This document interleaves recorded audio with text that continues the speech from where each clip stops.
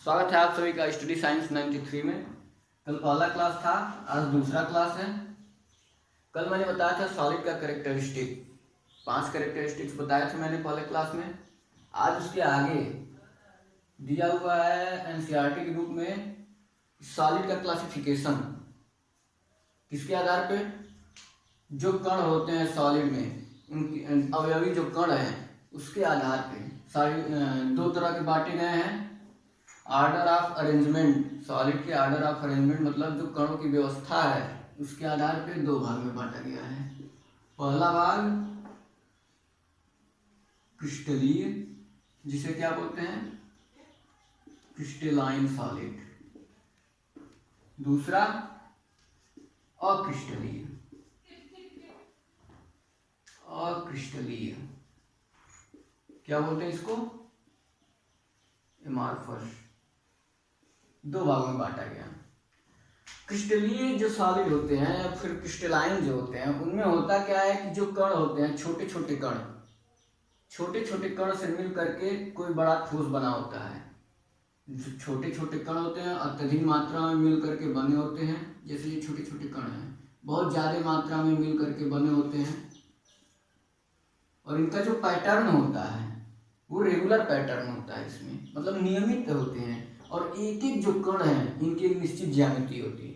इसकी एक निश्चित ज्यामिति होगी, इसकी भी, इसकी भी, इसकी भी। एक एक कण की एक जो है निश्चित ज्यामिति, मतलब कि एक निश्चित शेप होता है, डेफिनिट शेप होता है। प्रत्येक जो कॉन्स्टिट्यूएंट पार्टिकल है इसके, उसका एक डेफिनिट शेप होता है।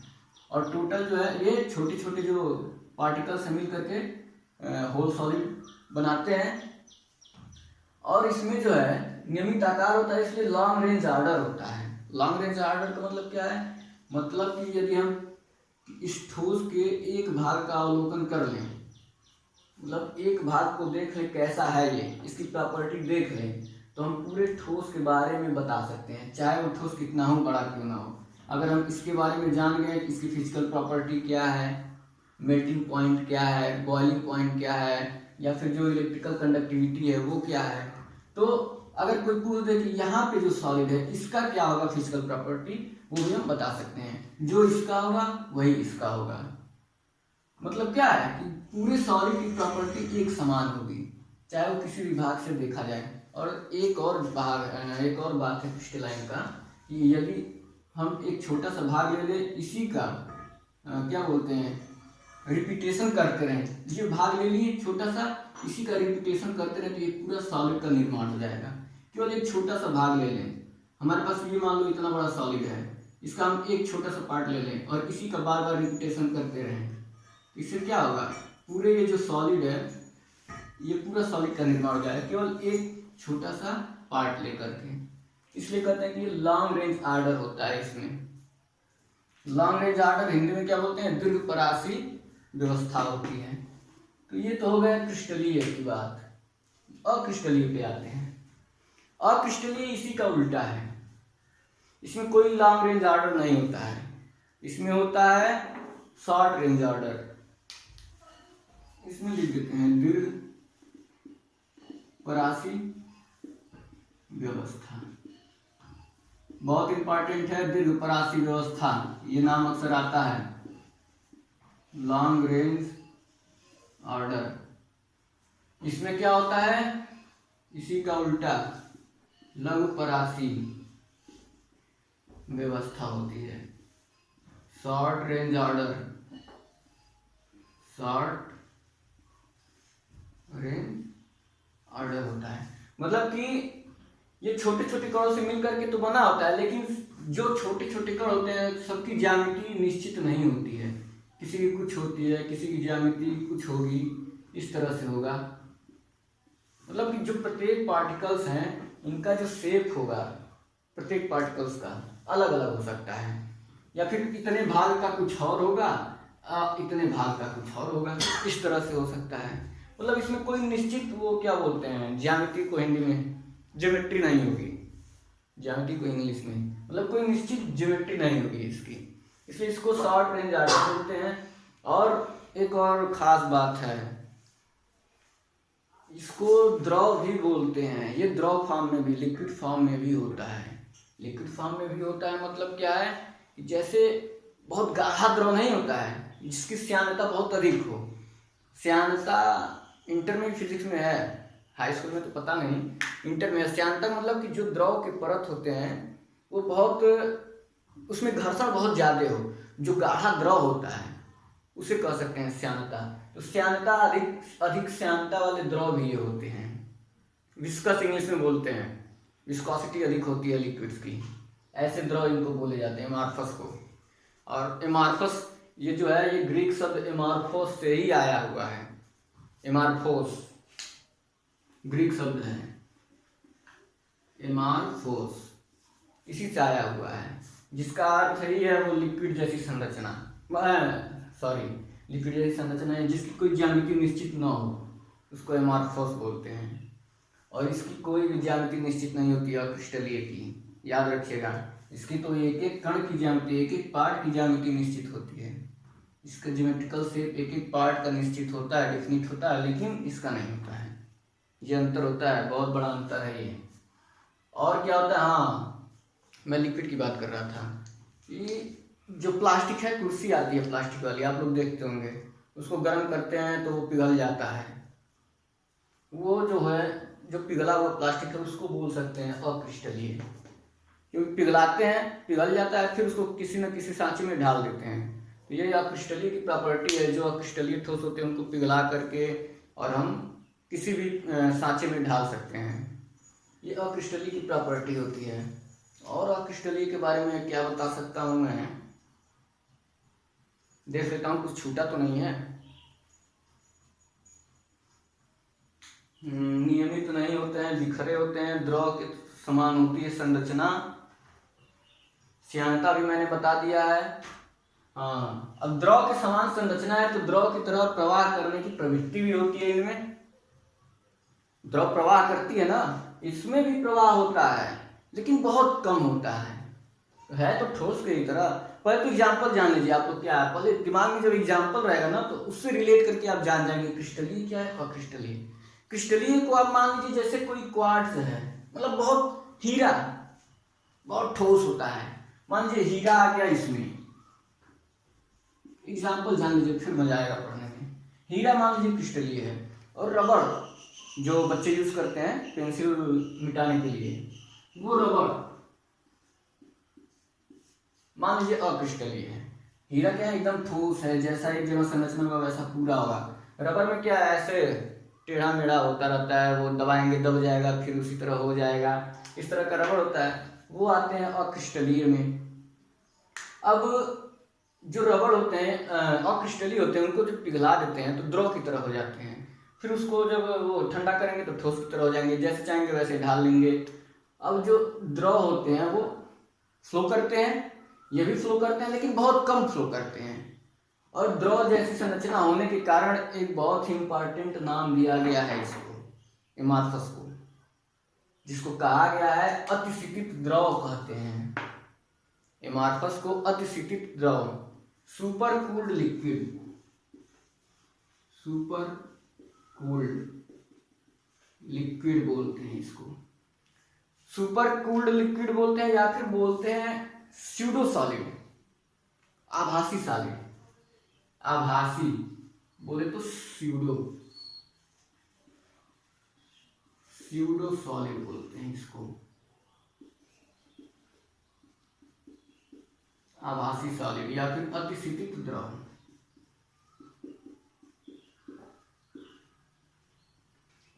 होते हैं, ये हो गया अक्रिस्टलीय।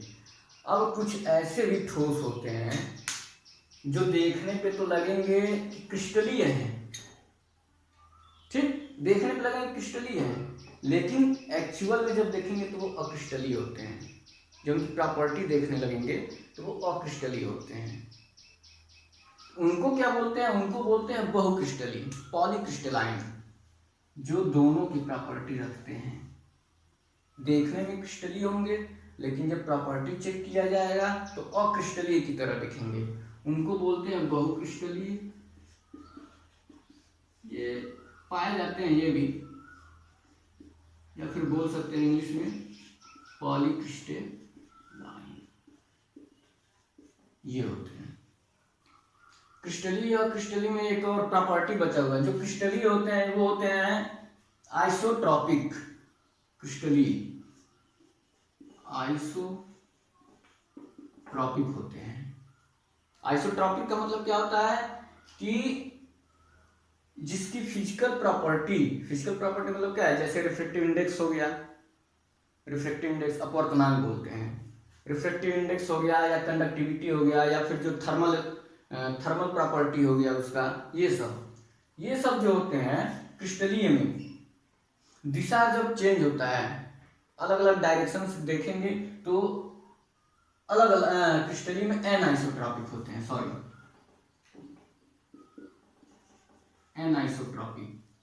एनाइसोट्रॉपिक होते हैं क्रिस्टलीय, मतलब कि अलग अलग दिशा में फिजिकल प्रॉपर्टी अलग अलग हो, उसे एनाइसोट्रॉपिक बोलते हैं।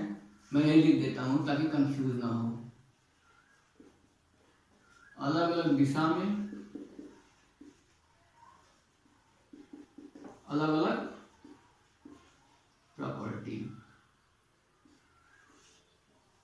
जो भी अलग अलग डायरेक्शन में अलग अलग प्रॉपर्टी शो करें वो होते हैं एनाइसोट्रॉपिक, जो होता है क्रिस्टलीय। और अक्रिस्टलीय में क्या है कि वो किसी भी दिशा में हम फिजिकल प्रॉपर्टी चेक करें, किसी भी दिशा में, तो वो सेम होगा प्रॉपर्टी, जिसको बोलते हैं आइसोट्रॉपिक। कहाँ लिख दूं इसे, चलो यही लिख देता हूं, आइसोट्रॉपिक होता है।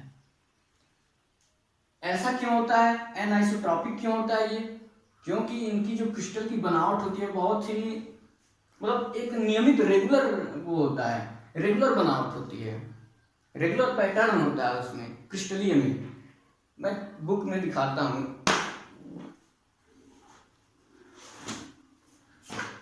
यहां दिख रहा होगा, एनसीईआरटी की बुक है ये। इनकी रेगुलर पैटर्न मान लीजिए एक Na है, ये Cl है, ये Na है, ये Cl है, ये Na बड़ा वाला जो गोला Na मान लेते हैं, ध्यान से देखिएगा, दिख रहा है, बड़ा वाला गोला Na मान लेते हैं, इसको मान लेते हैं Cl, ये Na ये Cl, ठीक, छोटे वाले गोले को। अब होता क्या है कि ये क्या है, ये क्रिस्टलीय है या अक्रिस्टलीय, क्रिस्टलाइन है या एमार्फस, देखने से क्रिस्टलाइन लग रहा है। पूरा अरेंजमेंट जो देखो, ऑर्डर ऑफ अरेंजमेंट है पार्टिकल का फिक्स है, ये नहीं है कि ये कहीं और है ये कहीं और है, नहीं है, क्रिस्टलाइन सॉलिड है।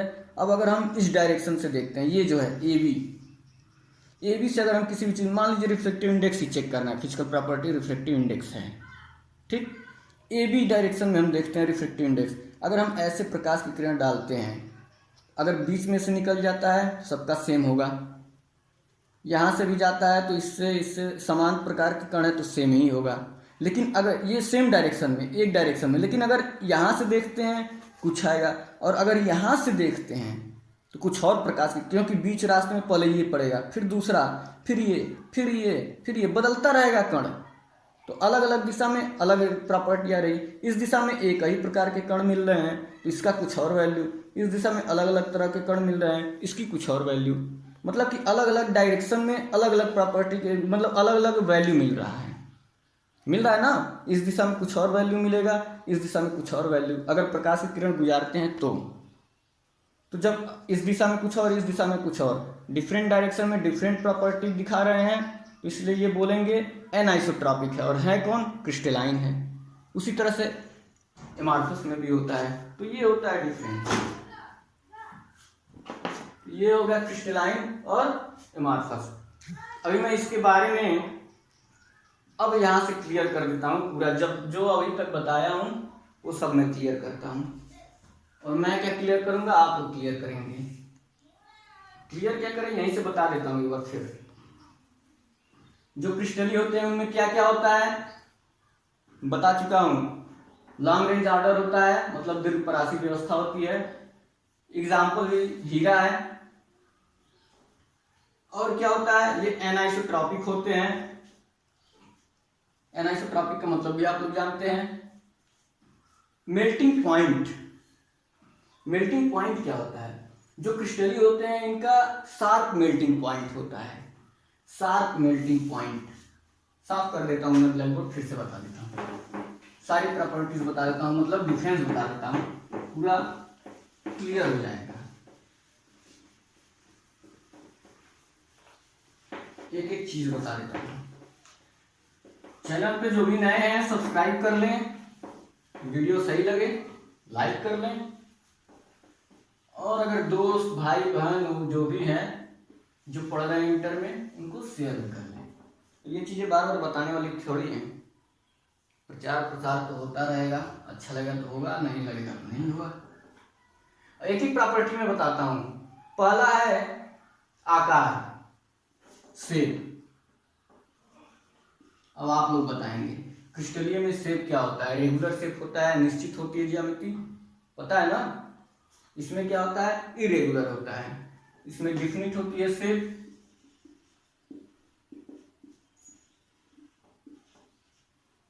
इसमें डिफिनिट नहीं होता है, इनडिफिनिट होता है या इरेगुलर बोल सकते हैं। शेप निश्चित नहीं होता, इसलिए इसको और भी बोलते हैं, एक टर्म क्या बोलते हैं, असमाकृतिक। हिंदी में लिखा गया असमाकृतिक कणों से मिलकर के बना होता है, बोले जाते हैं। शेप के बाद हम मेल्टिंग पॉइंट देखते हैं।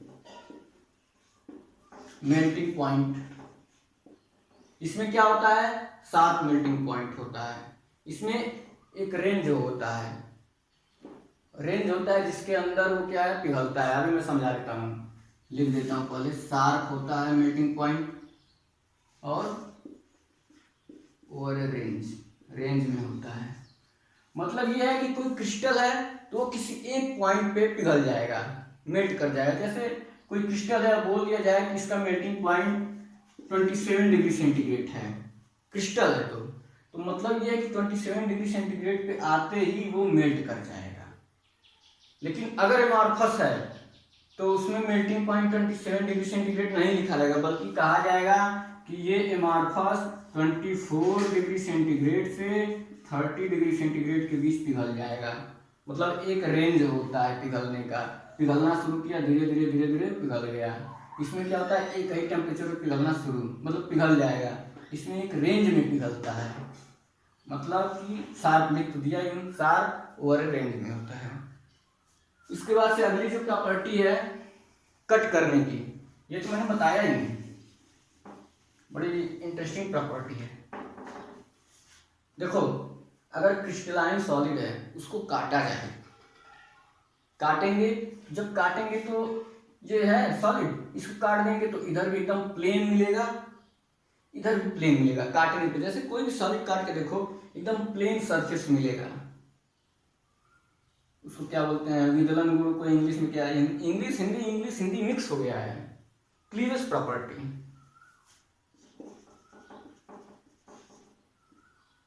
इसकी हिंदी तो और अभी आगे और खतरनाक हिंदी आने वाली है, लेकिन हिंदी मीडियम के भी लड़के हैं इसलिए देखना तो पड़ेगा दोनों। क्लीवेज प्रॉपर्टी, इसको काटेंगे तो एक प्लेन मिलेगा, जो प्लेन सरफेस जो होगा वो प्लेन सरफेस होगा, और क्रिस्टलीन को अगर काटेंगे तो वो जो सरफेस होगा वो खुरदरा होगा। एग्जाम्पल के लिए ये तो समझ ही गए, अगर काटेंगे तो एक प्लेन, जैसे कोई भी चीज़ काट लीजिए, कोई भी सॉलिड हो, इसी को अगर अच्छे तरीके से काट दें तो एकदम प्लेन इधर भी मिलेगा इधर भी मिलेगा। और जो अक्रिस्टलीय होते हैं, जैसे फोम देखा है ना, टीवी फ्रिज खरीदते हैं तो फिर वो फोम उसमें किनारे किनारे लगा होता है, उसको अगर हम काटते हैं, उसको काटते हैं क्या होता है? वो खुरदुरा खुरदुरा टाइप का लगता है, साइड में खुरदुरा प्लेन होता है, तो वो होता है अक्रिस्टलीय। तो ये क्लीवेज प्रॉपर्टी है, ये प्लेन सरफेस मिलेगा, इसमें प्लेन सरफेस नहीं मिलेगा। अगली जो प्रॉपर्टी है, शेप हो गया, मेल्टिंग पॉइंट हो गया, क्लीवेज प्रॉपर्टी हो गया। ऑर्डर के हिसाब से ये लॉन्ग रेंज ऑर्डर होता है, इसमें क्या होता है? शॉर्ट रेंज ऑर्डर होता है, ये भी बता ही चुका हूं। और डिफरेंस क्या है? दैशिकता हिंदी में दिया है, इंग्लिश में क्या है वो? एनाइसोट्रॉपी। ये तो सबको पता है कौन एनाइसोट्रॉपी है, एनाइसोट्रॉपिक है और कौन आइसोट्रॉपिक है। ये एनाइसोट्रॉपिक है, अब ये तो नहीं बताना पड़ेगा, ये आइसोट्रॉपिक है। इसके बाद सभी प्रॉपर्टी दी हुई है सीबीएसई में। ये वास्तविक ठोस होते हैं, ये मैं बता चुका हूँ। ये रियल सॉलिड होते हैं, वास्तविक ठोस। ये क्या है? सुपर कूल लिक्विड या फिर आभासी स्यूडो सॉलिड बोलते हैं इसको, स्यूडो सॉलिड। मुझे लगता है ये अब तैयार हो गया, क्रिस्टलीय और क्रिस्टलीय अब कुछ कंफ्यूजन ही नहीं रहा, एक एक निचोड़ इसका निकल चुका है, एग्जाम्पल भी सब कुछ, अब कुछ बचा ही नहीं होगा इसमें। स्यूडो सॉलिड होता है या फिर सुपर कूल लिक्विड होता है, इसके अलावा कुछ बचा तो है नहीं। अब अगले टॉपिक पे चलते हैं। अगला टॉपिक जो है वो भी क्लासिफिकेशन ही है। ये क्लासिफिकेशन किसके आधार पे था? ऑर्डर ऑफ अरेंजमेंट के, कणों की व्यवस्था का जो पैटर्न है उसके आधार पे। अब अगला जो क्लासिफिकेशन है वो भी क्लासिफिकेशन इसके आधार पे है, जो आबंध होता है या फिर जो कणों के बीच लगने वाला जो बल है, इंटरमॉलिक्यूलर फोर्स, मॉलिक्यूल के बीच लगता है इंटरमॉलिक्यूलर फोर्स, बताया था ना मैंने, इसी में बताया था या फिर हाई स्कूल के फिजिक्स में बताया था? हाई स्कूल के फिजिक्स वाले पार्ट में शायद बताया था, याद नहीं है। अब वो पता होगा इंटरमॉलिक्यूलर फोर्स के बारे में, मॉलिक्यूल के बीच जो फोर्स लगता है, तो उसके आधार पे बताया गया सॉलिड को 4 भागों में। कौन कौन से हैं 4 भाग? देख लेते हैं चारों भाग।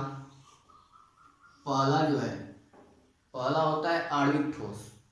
पहले तो बंधन बल, 4 बंधन बल बताए गए हैं। कौन कौन से? वान डर वाल बल होता है, उसके बाद सहसंयोजक बल या आबंध के आधार पे, और उसके बाद से आयनिक बंध। आयनिक बंध के बाद आता है आपका कौन सा एक और बंध है, कोई देख लेता हूँ कहाँ गया वो,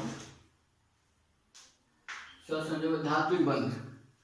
4 तरह के बंध है, वान डर वाल बल, फिर आयनिक बंध, सहसंयोजक बंध और धात्विक बंध। इनके आधार पर 4 भागों में बांटा गया है। कौन कौन सा? एक आणविक ठोस, बहुत आसान है, जल्दी जल्दी पढ़ाना भी तो है, ये भी तो एक टेंशन है। ऑनलाइन में इधर उधर लेट भी नहीं कर सकते। आणविक ठोस, आयनिक ठोस, तीसरा क्या है? धात्विक ठोस,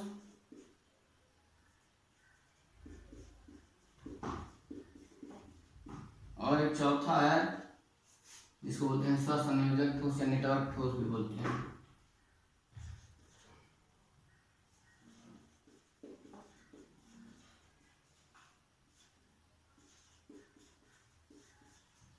नेटवर्क ठोस, ये 4 तरह के ठोस होते हैं आयनिक आबंध के मतलब आबंध के आधार पे या फिर बलों के आधार पे। आणविक ठोस देखते हैं। आणविक ठोस जो होते हैं, नाम से लग रहा है आणविक ठोस मतलब अणु वाले ठोस, तो आणविक ठोस जो है अणुओं से मिलकर के बने होते हैं, अणुओं से मिलकर के बने होते हैं, मतलब मॉलिक्यूल से मिलकर के बने होते हैं। इसमें जो कॉन्स्टिट्यूट पार्टिकल होते हैं वो क्या होते हैं? मॉलिक्यूल होते हैं, अणुओं से मिलकर के बने होते हैं, आणविक ठोस होते हैं। और ये 3 तरह के होते हैं, आबंध के कारण इनको भी 3 भागों में बांटा गया है। कौन कौन से 3 भाग होते हैं? पहला जो भाग है ध्रुवीय, अध्रुवीय और हाइड्रोजन, 3 तरह के। तो ध्रुवीय आणविक ठोस नहीं, पहले अध्रुवीय पढ़ लेते हैं। अध्रुवीय आणविक ठोस मतलब नॉन पोलर मॉलिक्यूलर सॉलिड। मैं हिंदी लिख रहा हूं लेकिन बोल रहा हूं इंग्लिश।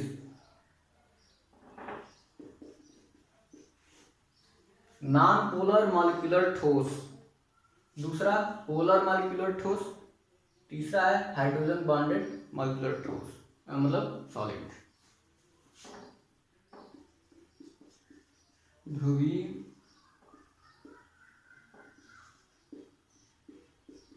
आणविक ठोस और ये हाइड्रोजन आबंध, हाइड्रोजन आबंध आणविक ठोस, नॉन पोलर। लिख भी देता हूं नहीं तो कई लोग कंफ्यूज हो जाएंगे। और ये पोलर। ठीक, अब अध्रुवीय आणविक ठोस क्या होता है? इसमें जो होता है बहुत ही वीक वान डेर वाल्स बल लगते हैं, बल होते हैं जो एक दूसरे को जोड़े होते हैं। अध्रुवीय आणविक ठोस एग्जाम्पल से समझ में आएगा। जैसे कोई गैस ले ले, हीलियम हो गया, आर्गन हो गया, ये आपस में जुड़े होते हैं, बहुत वीक फोर्स से जुड़े होते हैं। या फिर कोई ऐसा मॉलिक्यूल ले लेते हैं जो ध्रुवीय ना होकर के अध्रुवीय, अध्रुवीय मतलब नॉन पोलर हो। जैसे एग्जाम्पल लिखते चलते हैं, जैसे हीलियम हो गया, या फिर आर्गन हो गया, नियान हो गया, ये गैस हो गई, या फिर H2 हो गया, Cl2 हो गया, ये molecule H2 H Cl2 Cl, इसमें क्या है, ये नॉन पोलर है, पोलैरिटी इसमें नहीं है। ये शायद आप लोग फर्स्ट ईयर में पोलर नॉन पोलर के बारे में पढ़ चुके हैं, तो मुझे ज़्यादा एक्सप्लेन करने की जरूरत नहीं है। तो H2 क्या है? ये नॉन पोलर आणविक ठोस है, नॉन पोलर मॉलिक्यूलर ठोस। ये भी नॉन पोलर मतलब पोलैरिटी इसमें नहीं है, जितना इधर है उतना इधर नेगेटिव है, जितना इधर पॉजिटिव उतना पॉजिटिव इधर। तो ये सारे जो आते हैं ये अध्रुवीय आणविक ठोस में या फिर नॉन पोलर मॉलिक्यूलर सॉलिड में आते हैं। ध्रुवीय आणविक ठोस में क्या आते हैं? ध्रुवीय आणविक ठोस में आते हैं जो पोलर होते हैं। कौन कौन से पोलर होते हैं? जैसे HCl, ये जबान पे रटा हुआ चीज है। HCl मतलब क्या है? ये H प्लस होता है, Cl माइनस होता है, ये हमेशा पोलैरिटी शो करते हैं, पोलैरिटी शो करते हैं। तो ये पोलर मॉलिक्यूल हो गए, ये सब इसमें आते हैं। HCl हो गया, फिर उसके बाद से बहुत से हैं ऐसे KCl, NaCl जो भी हैं पोलैरिटी में आते हैं। और हाइड्रोजन आबंध में क्या होता है कि हाइड्रोजन है वो फ्लोरीन, हाइड्रोजन आबंध के बारे में पता है ना, जो हाइड्रोजन है वो बहुत ही विद्युत ऋणात्मक तत्वों से वो बॉन्ड बनाता है, जो हाइड्रोजन बॉन्ड के लिए रिस्पॉन्सिबल होता है। जैसे हाइड्रोजन है, फ्लोरीन, ऑक्सीजन और कभी कभी नाइट्रोजन के साथ जब बॉन्ड बनाता है तो वहाँ पे हाइड्रोजन बॉन्डिंग आती है। जैसे H2O वाटर है, अब वाटर वाटर वाटर वाटर ऐसे कर दिया तो इसमें हाइड्रोजन बॉन्डिंग आती है। या फिर और एक है OF2, इसमें भी हाइड्रोजन बॉन्डिंग आती है। अब मैं इसके बारे में बताऊंगा नहीं क्योंकि ये फर्स्ट ईयर में पढ़ चुके हैं, बहुत अच्छी तरह बहुत डीपली हाइड्रोजन बॉन्डिंग के बारे में पढ़ा हुआ है फर्स्ट ईयर में। तो H2O हो गया, OF2 हो गया, ये सब जो मॉलिक्यूल होते हैं, NH3 में भी पाया जाता है हाइड्रोजन बॉन्डिंग। ये सब जो मॉलिक्यूल होते हैं ये इसमें आते हैं जिसमें हाइड्रोजन आबंध पाया जाए। ऐसे आणविक ठोस जिसमें हाइड्रोजन आबंध पाया जाए वो हाइड्रोजन आबंधन आणविक ठोस। ऐसे ठोस जो अणुओं से मिलकर के बने हो लेकिन वो पोलैरिटी शो कर रहे हों, पोलर हों, वो होते हैं ध्रुवीय आणविक ठोस। और इनकी जो मेल्टिंग पॉइंट होती है वो कम होता है, थोड़ा कम होता है मेल्टिंग पॉइंट। तो ये तो हो गया आणविक ठोस के बारे में, 3 तरह के एग्जाम्पल भी देख लिए। इसके बाद से आते हैं आयनिक ठोस में। आयनिक ठोस तो और आसान है, फिलहाल देख लेते हैं, इसमें कुछ बचा तो नहीं है। हाँ, इसमें लंदन फोर्स लगता है पहले वाले में, दूसरे में द्विध्रुव और तीसरे में हाइड्रोजन। ये जो है लंदन फोर्स इसमें लगता है, लंदन फोर्स, लंदन वाला फोर्स नहीं, ये भी एक फोर्स होता है, वीक अट्रैक्शन फोर्स होता है, बहुत ही week. Van der Waals force का ही एक रूप है लंदन फोर्स जिसे बोलते हैं, ये भी बताया गया होगा। और नहीं बताया गया हो तो BSc में तो पूरा डेरिवेशन है इसका। खैर इसको छोड़ते हैं, अब चलते हैं आयनिक ठोस पे। नाम सही लग रहा है, जैसे यहाँ आणविक ठोस नाम से लग रहा था, अणुओं से मिलकर के बना है। आणविक ठोस में क्या है? आयन जो होते हैं, आयन मिलकर के बनते हैं आणविक ठोस। अब आयन है तो इसमें क्या होगा? फोर्स, आयन के बीच में इलेक्ट्रोस्टैटिक फोर्स होगा, हिंदी में बोलते हैं विद्युत स्थिर वैद्युत बल। इसके ये जो है आयन से बनते हैं,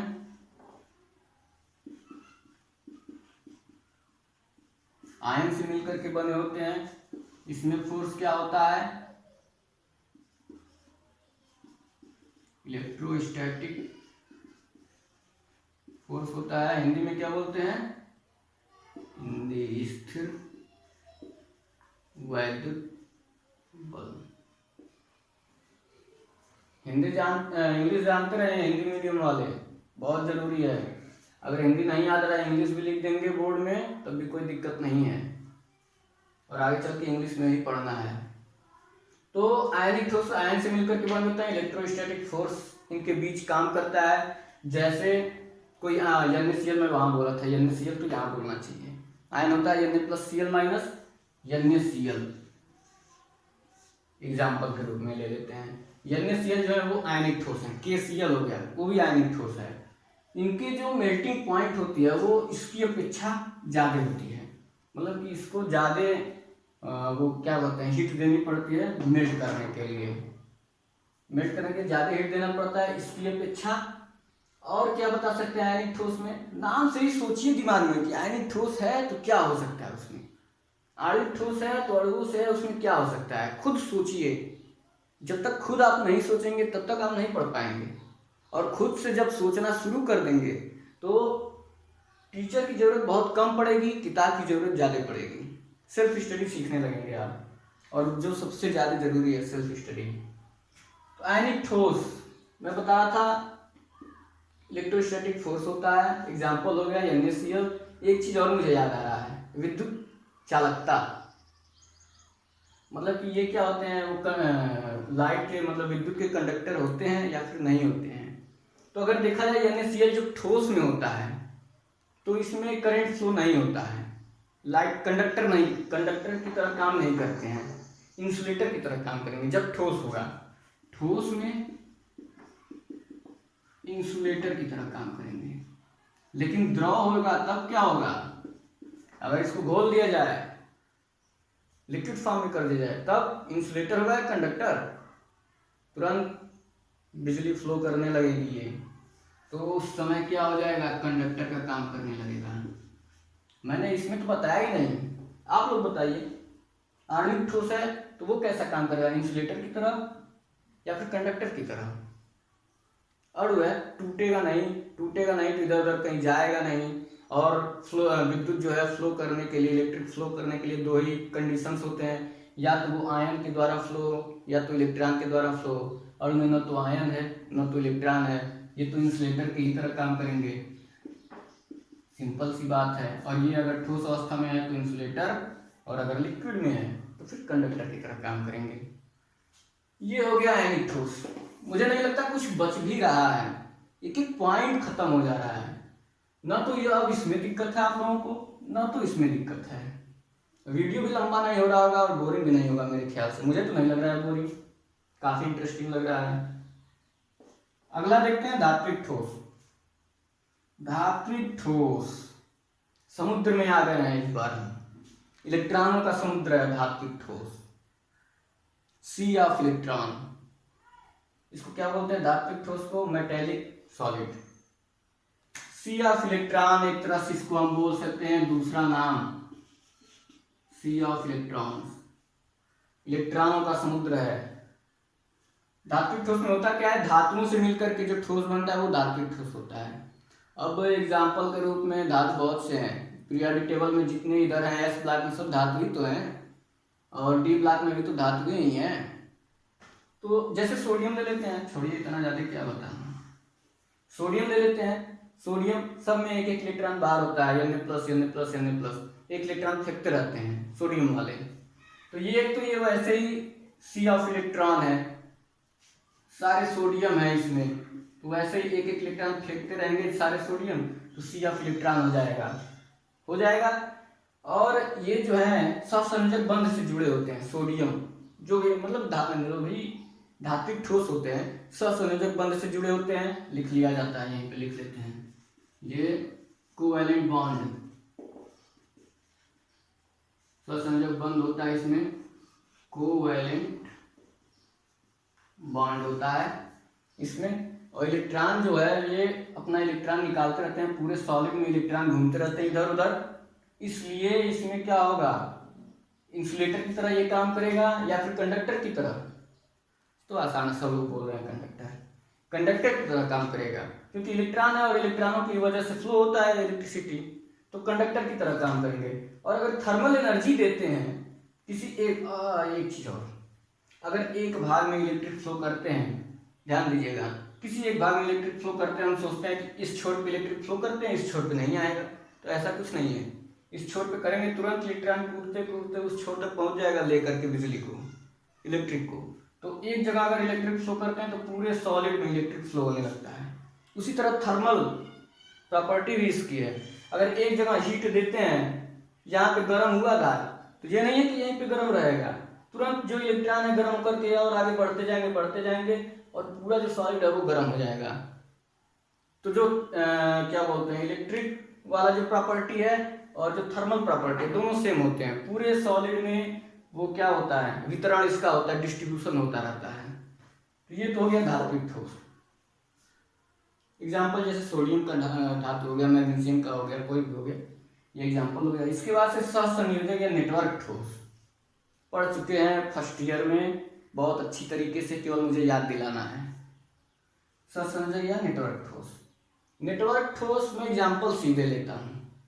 नेटवर्क ठोस में आप एग्जाम्पल ले सकते हैं हीरा, ग्रेफाइट या फिर कोई भी ऐसा ठोस हो, ये सब नेटवर्क ठोस में आते हैं। ये भी जो है बहुत ही सहसंयोजक बंध से, स्ट्रांग जो होते हैं फोर्स, सहसंयोजक बंध से जुड़े होते हैं। और देख सकते हैं कुछ इसमें प्रबल बंध दिशात्मक होती है, ये तो पता ही है। सहसंयोजक बंध बलों के कारण ही होती है। हाँ, सब वही है, वही चीज पुरानी, कुछ नया दिया नहीं है। 11 वाला ही सब दिया हुआ है इसमें भी। सहसंयोजक बंध में क्या है कि ये नेटवर्क ठोस में ये प्रबल जो सहसंयोजक बंध होता है उससे जुड़े होते हैं, मतलब स्ट्रांग कोवैलेंट बॉन्ड से जुड़े होते हैं। ये लिख देता हूं मैं, स्ट्रांग कोवैलेंट बॉन्ड से ये जुड़े होते हैं जो नेटवर्क ठोस होते हैं। एग्जाम्पल के लिए, और ये डायरेक्शनल होते हैं जो नेटवर्क ठोस होते हैं, दिशात्मक होते हैं। और ये जो सहसंयोजक एग्जाम्पल अगर देखा जाए इसका, तो हीरा ग्रेफाइट तो मैंने बता ही दिया है। और एक चीज और बता देता हूं, मेल्टिंग पॉइंट इसका सबसे ज्यादा मेल्टिंग पॉइंट होता है, क्योंकि स्ट्रांग सहसंयोजक बंध होता है, स्ट्रांग कोवैलेंट बॉन्ड बहुत तेजी से जुड़े होते हैं एक दूसरे से, बहुत प्रबल। तो जब बहुत ज्यादा जुड़े रहेंगे एक दूसरे से, तो ज्यादा हीट देना पड़ेगा अलग करने के लिए, मेल्ट करने के लिए बहुत ज्यादा हीट देना पड़ेगा जितनी ही तेजी से जुड़े रहेंगे। और ये जो होते हैं पूरे ठोसों में से सबसे ज्यादा तेजी से एक दूसरे से जुड़े होते हैं, अलग होना ही नहीं चाहते हैं। तो इसलिए इसमें जो है वो सबसे ज्यादा मेल्टिंग पॉइंट इसकी होती है पूरे ठोस में। और हीरा और ग्रेफाइट इसके एग्जाम्पल हैं। एक चीज और, नेटवर्क ठोस में हमने वहां पढ़ा है कि ये अपवाद होता है ग्रेफाइट।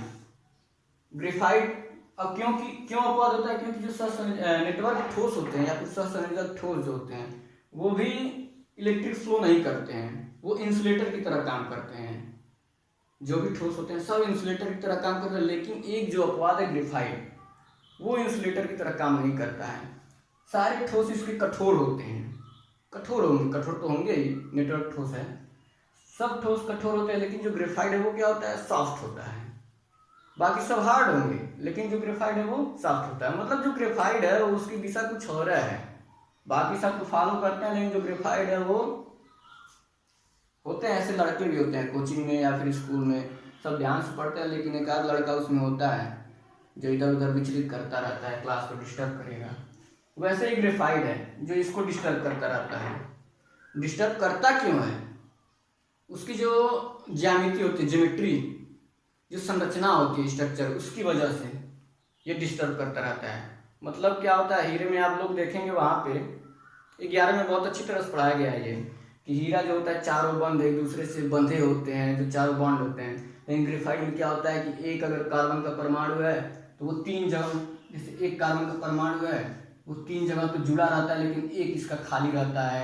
इसी तरह आगे भी इस वाले परत में भी खाली रहता है। तो परतदार संरचना होती है, द्विम परत, डबल लेयर वाली संरचना होती है, और उस लेयर वाले में भी एक एक कार्बन की जगह एक वो जो बॉन्ड होता है वो फ्री होता है, इलेक्ट्रॉन, मतलब 3 ही बॉन्ड बनता है, एक बॉन्ड खाली रहता है। तो ये जो इलेक्ट्रॉन है वो इसी मतलब लेयर के बीच में घूमते फिरते रहते हैं, और जब लेयर के बीच में घूमेंगे तो ये एक दूसरे पे लेयर भी वो क्या करते हैं, एक दूसरे पे लेयर भी घूमेंगे, मोबिलिटी होगी लेयर के बीच में, और मोबिलिटी होगी तो वो सॉफ्ट होगा। और जब ये घूम रहे हैं इलेक्ट्रॉन, ये खाली है इसका बॉन्ड, तो इसकी वजह से ये इलेक्ट्रिक भी फ्लो करेंगे। आया समझ में, 3 बॉन्ड लगे हुए हैं कार्बन से, एक बांड नहीं लगा रहता है ग्रेफाइट में। हीरा में क्या है कि चारों बांड लगे रहते हैं। लेकिन देखिएगा आप लोग 11 वाले बुक में, इसमें पता नहीं दिया है या नहीं दिया है। एनसीईआरटी में भी दिया है अगले पेज पे, आप लोग किताब खोल के देखिएगा, जिसके पास किताब होगा उसके पास। मैं दिखाई देता हूँ, टाइम है तो देखने में क्या जाता है। ये देखिए ग्रेफाइट, कोई भी एक बीच से निकाल लेते हैं, ये वाला निकालते हैं तो इससे 3 बंध लगे हैं, एक ये एक ये एक ये, लेकिन 4 होना चाहिए ना कार्बन से, 4 है नहीं। मतलब कि एक यहाँ पे भी देख लिया जाए, एक एक एक, चौथा है नहीं, तो चौथा कहाँ है, इधर कहीं बीच में है बॉन्ड जो नहीं बना है, एक प्रत्यय एक प्रत्यय एक प्रत्यय, और बीच में जो ये बॉन्ड नहीं लगा हुआ है, एक दूसरे से जुड़ा नहीं है, तो वो खाली है। तो एक तो ये एक दूसरे परत पे इधर उधर घूमते रहते हैं, इसलिए सॉफ्ट होते हैं। और जो एक बॉन्ड खाली है, 3 ही है, कार्बन पे 4 होते हैं, तो खाली की वजह से इलेक्ट्रिक भी फ्लो करता रहता है। तो ये अंतर होता है हीरा और ग्रेफाइट में। तो आज कितने मिनट की क्लास हो गई है? मुझे लगता है हो गया होगा पूरा, ज़्यादा टाइम लंबा हो गया है। तो आज मैंने ये सब पढ़ लिया है। दो क्लासिफिकेशन पढ़ा है, एक तो क्रिस्टलीय और क्रिस्टलीय के बारे में, और यही कण के आधार पे arrangement of order of arrangement of particle, और दूसरा क्या है, फोर्स या फिर आबंध के आधार पे, जो इंटरमॉलिक्यूलर फोर्स होते हैं या फिर जो बॉन्डिंग होती है उसमें, उसके आधार पे 4 तरह का ये पढ़ लिया है। तो क्लासिफिकेशन खत्म हो चुका है। अब अगले क्लास में अगला चीज। धन्यवाद।